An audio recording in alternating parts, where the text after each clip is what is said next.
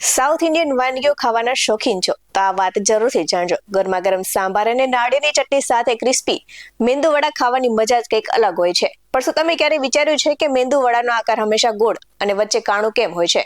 આનામાં બટાકા વડાની જેમ ગોળ કે ટીકી જેવું કેમ નથી હોતું અને કેમ બનાવવામાં નથી આવતું? આ માત્ર પરંપરાગત ડિઝાઇન નથી, પણ તેની પાછળ પણ એક રસોઈ વિજ્ઞાન છુપાયેલું છે. નમસ્કાર, હું છું નેહા પટેલ.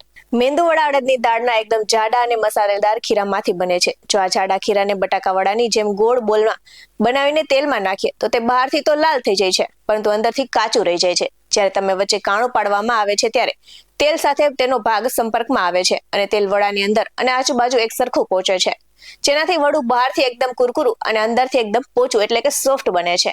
અને હા, મેંદુ વડા માત્ર સ્વાદ માટે જ નથી, તે ગુણોનો પણ ભંડાર છે. પ્રોટીનનો ભંડાર એટલે કે મસલ્સના વિકાસ માટે બેસ્ટ છે, અને આયર્નથી ભરપૂર એટલે કે શરીરમાં ઓક્સિજન વધારે છે અને થાક દૂર કરે છે.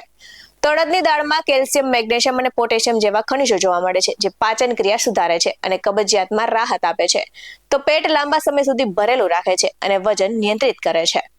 આ સાથે જ તો હવે તમે મેંદુ વડાને વધુ ન્યુટ્રિશન અને સ્વાદિષ્ટ બનાવવા માંગતા હો તો ખીરામાં ઝીણા સમારેલા ગાજર, કોથમીર, બીટ, ડુંગળી, કેપ્સિકમ અને સૂકા નાળિયેરનું ખમણ ઉમેરી શકો છો. આ શાકભાજી ઉમેરવાથી વડામાં વધારાના વિટામિન્સ અને ફાઈબર ઉમેરાઈ જાય છે અને તેનો રંગ અને ટેક્સચર પણ ખૂબ જ સરસ આવે છે અને દરેક બાઇટમાં એક મસ્ત ક્રન્ચી સ્વાદ મળી જાય છે. અહીં આપવામાં આવેલી જાણકારી નિષ્ણાતોના જણાવ પર આધારિત છે. BS9 TV ન્યૂઝ કોઈ પુષ્ટિ નથી કરતું.